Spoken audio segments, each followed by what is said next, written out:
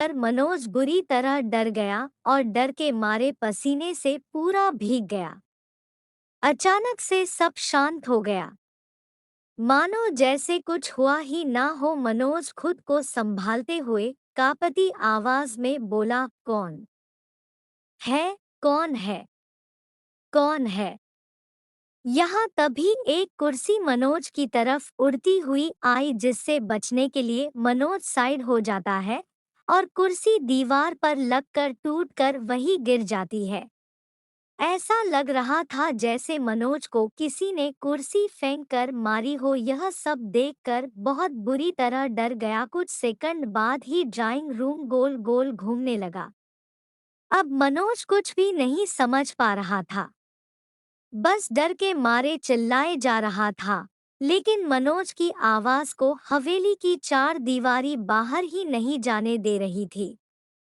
डर के मारे मनोज बेहोश होकर वहीं गिर पड़ा। अचानक से एक फ्लावर पॉट मनोज के सिर में आकर लगा, जिससे वह खून से लथपथ हो गया।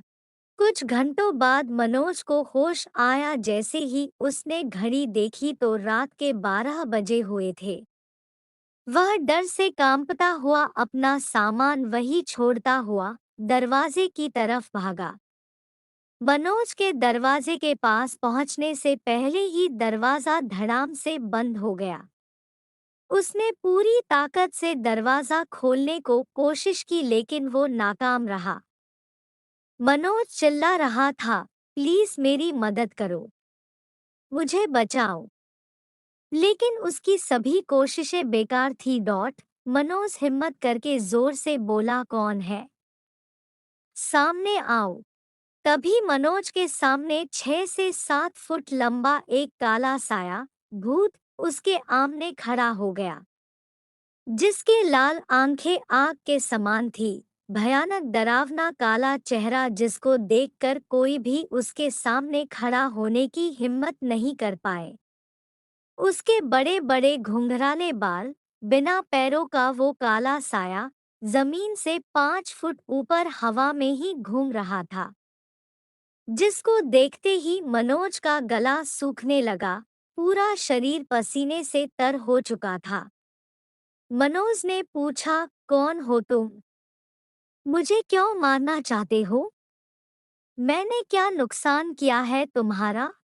काला साया बोला, भूत, तुमने हवेली में आकर बहुत बड़ी गलती की है। अब तुम जिंदा नहीं बचोगे। मैं सबको मार दूंगा, किसी को भी यहाँ नहीं रहने दूंगा। मनोज, आखिरकार तुम क्यों सबको मारना चाहते हो? इस हवेली में ऐसा क्या है जिसके लिए तुम सभी की जान लेना चाहते हो?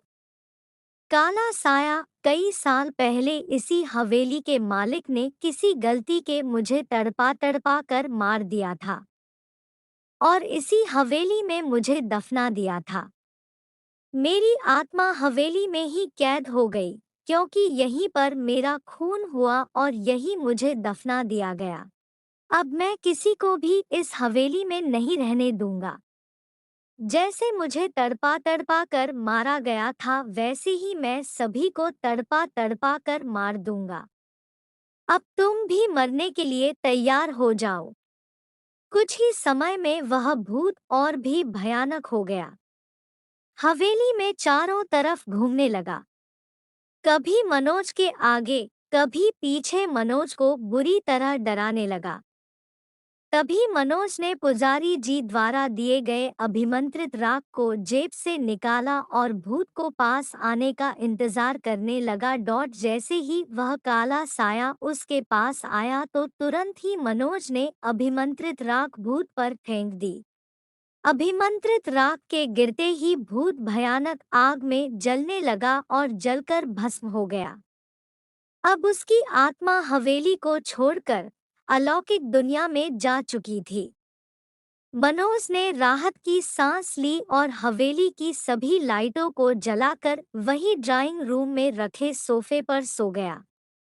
दूसरे दिन सुबह जब मनोज की आंख खुली तो 7 बज चुके थे। उसके बाद मनोज ने अपना सामान उठाया और हवेली से बाहर आ गया।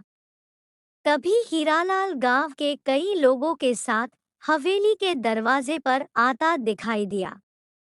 मनोज को जिंदा देखकर सभी आश्चर्यचकित थे। हीरालाल, तुम जिंदा कैसे हो? जो भी रात के समय इस हवेली में रुका वह कभी वापस नहीं आया।